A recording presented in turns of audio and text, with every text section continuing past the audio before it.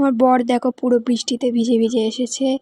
এই যে বিরিয়ানি নিয়ে এসেছে, একটু ঝগড়া হয়েছিল তো নিয়ে এসেছে, তার জন্য একটু রাগটা ভাঙানোর জন্য। তো যাই হোক, এই যে পকোড়া এনেছে আর বিরিয়ানি এনেছে। আর দেখো, এটা গুড্ডুর বিরিয়ানি। যারা ক্যানিংয়ে থাকো অবশ্যই গুড্ডুতে গিয়ে বিরিয়ানি খেও। আর ক্যানিং থেকে যদি ভিডিওটা দেখে থাকো, গুড্ডুর বিরিয়ানি কিন্তু খুব টেস্টি হয়।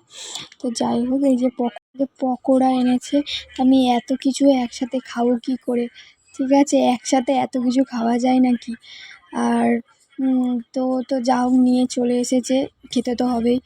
আর এই যে দেখো পেয়ারাগুলো, ওর বন্ধুদের গাছের পেয়ারা।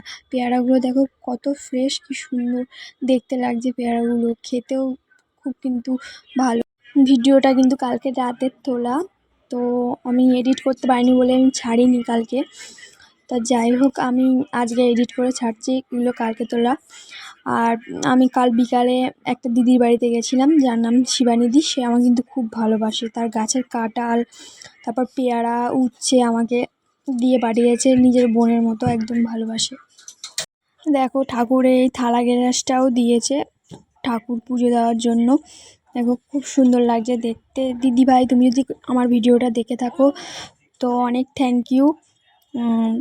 আর এই আমি তো এখানে পকোড়া খেতে আরম্ভ করে দিয়েছি, বেশ ভালো লাগছিলো খেতে। আর বৃষ্টি পড়ছিলো তো বাইরে, আর গরম গরম পকোড়াটা খাচ্ছিলাম, খুব ভালো লাগছিলো।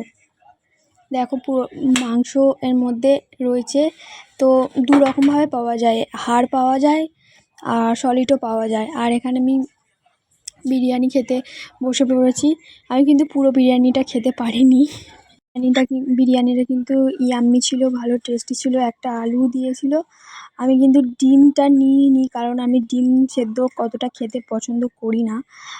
আর আমার মেয়েকেও খাইয়ে দিচ্ছিলাম। লাস্টে এই থামস আপটা খাওয়া হয়েছিল। কোন পেটে খাবো, আর খাওয়ার কোনো পেট ছিল না।